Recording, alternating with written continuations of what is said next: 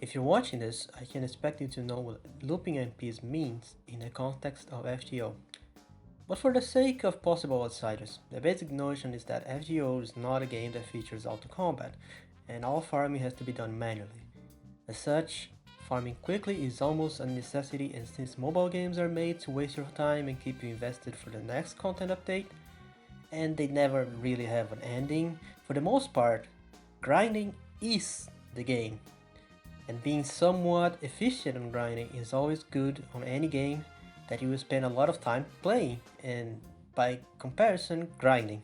In FGO, you can't really attack multiple enemies with normal attacks, and all your skills aren't really a substitute for attacking. Attacking is the only basic form of dealing combat damage. However, you do have a second special attack, your Noble Phantasm, which people call NP for short. Using NPs to quickly clear waves is just basically the bread and butter of farming on FGO. Arash is one of the most popular servants in the game because he's cheap and reliable to help with farming. To use your NP, it requires you to have at least a full bar or 100% charge, and once you use it, it will go back to zero no matter how much you had previously. This is the reason that support servants that can charge NP are the most popular ones, charging either your own NP a good amount or charging the NP of your allies is incredibly useful when your objective is just using your NP a couple times and win. But the truth doesn't really stop there, as the NP can have secondary effects besides the damage, or it can only hit one target, or even not even deal damage at all. NPs are varied from each servant, but overall the three big divides are AoE, single target, and non-damage. The thing is that FGO also has arts and quick cards that can help refund NP with every hit, and that's why NP looping is most prominent. The concept of looping for arts, which has a better NP gain, has been for a long time just refunding the 100% charge back while hitting 3 enemies. For arts, the best real first looper they got was Mordred Rider. The real truth is that sadly, there were only a dime dozen that could loop without issues. A lot of them require a lot of support and specific enemy setups to loop, since hitting less enemies means lesser funds as well. Tanky enemies also tend to give less NP if they just barely die. But more or less, looping wasn't a big enough thing still. People were trying to return stuff, but they just used multiple slots of their CEs and servants to try and finish nodes quickly with class advantage and AoE and peace, and with the NP charging in supports to help out. But it's still usually you used 3 different NPs to clear a quest that made it possible. That quickly changed when Skadi became a thing.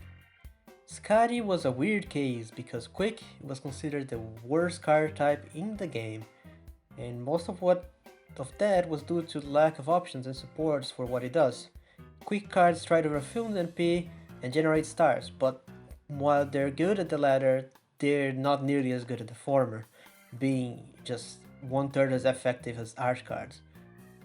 Quick is a weird card type that depends on a lot of factors outside the card type itself to be worth using, and that's weird as hell. But even ignore the star generation isn't much of a concern for most teams. Quick cards did half the damage of Buster, and got less NP than arts, making it a puzzling choice for most content. Skadi changed that somewhat because she brought to light the power of quick NPs, especially in the context of looping. Quick NPs have the advantage of actually doing the good damage the other card types do, but also the benefits of generating both resources at the same time. But the most important aspect was that she gave a good damage boost for quick NPs, while also packing 50% charge by herself, which meant that it was now possible to use the same NP 3 times in a row with a quick servant and dealing good damage so long you generate at least 50% NP charge back every time. This changes the game because now you just need 100% NP charge in turn 1 and then get 50% back the other 2 turns. More specifically, this changes the game for most players because Lancelot is a servant that can deal good damage to pretty much every class and is not that rare, so he can have his NP upgraded a fair deal. And Dantes also can loop quite easily against pretty much any class while doing good damage. This means that it's not only efficient, it's easily replicable and repeatable. It's insane, and it's so consistent people started recording their inputs and just letting a macro play the game by itself. Getting the same NP off 3 times in a row is incredibly effective, since you can focus all your buffs on the same damage dealer, which usually means they will hit much harder. Now that's the basic idea behind loops, and why everyone on the NI server freaked out when Skadi was coming out. Skadi also makes quick crits not hit like wet noodles, but this is such a second fiddle to her ability to help when an NP loops that it feels not even worth mentioning outside of hard quests, which are usually very barren and far between.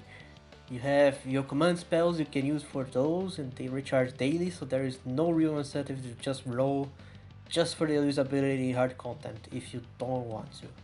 The content also isn't even that hard. Problem is though, both arts and quick loops have issues. Yes, there are loops for single target servants as well, but most importantly, the enemy class, amount of mage, max HP, and number of enemies are the most important aspects of looping with AoE.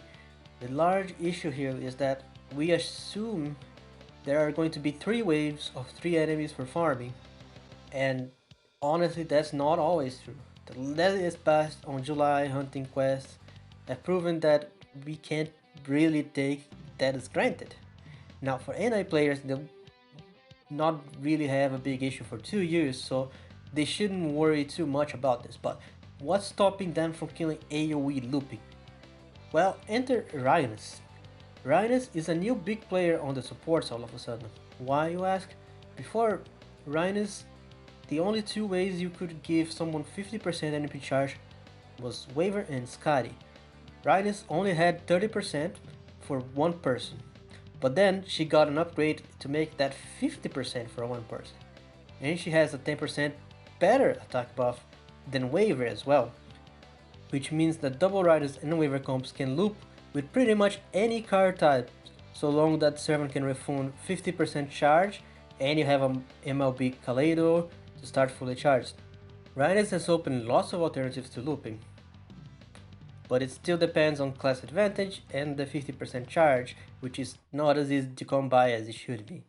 Especially for buster characters who can't generate any NP back from their NP unless it's part of their NP effect, like with Mordred and Saber. The takeaway is that looping will always be good for cost efficiency, because most of the servants you use to loop are very useful, at least as far as playing the game and beating difficult stuff goes. But if you don't care and just want to keep doing whatever you're doing, there's hardly much incentive to roll for stuff because it enables looping. And I think there's a bit of an issue in the community with FGO where there's a lot of commonly cited issues that aren't really issues. They're more like design choices, really, that everyone seems to kind of think it's necessary to improve the game. One example being giving Tamamo an arts crit buff, which is weird considering she gives 80% extra damage to arts NP, which is the highest amount of NP damage a servant can give another, while still offering heals, NP drain, NP refund, and all packed up nicely with the only team-wide cooldown reduction in the game. Which does mean double Tamamo teams can easily prevent an enemy from ever using NP if it's built around it. Everyone wants every servant to be the same, fit the same roles, and everything. That's just straight up boring. Let servants do different stuff, people. Don't let other people pressure you into being efficient if you don't want to. You can play the game however the fuck you want. It's no one else's business. You can do fuck whatever you want. Don't let people put it in your mind that you need to do this, you need to do that. Just play the game, you'll be fine. I guarantee you that there is basically no way that you are playing the game wrong. That is just such a mind-boggling. You would have to like intentionally fuck up, like burn your servants and stuff. that is the only way you can fuck up FGO. You will be fine, I promise you. So anyway, this is Slowbro, signing out. Oh, by the way, I'm starting another channel soon. It's called Game Afterthought, where I try to pick up some design insights from other games.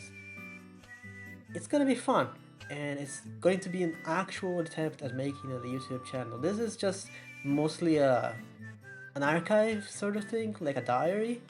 I don't really make content for this, but that channel I'll try to, like, not very frequently. I promise that it's not gonna be a very frequent upload channel or anything, but I'll make some videos for fun, just for fun. It's not going to be for monetary reasons. I promise I'm not gonna monetize that channel ever. So if you're interested, I'll put a link on the description. Until then, see you guys.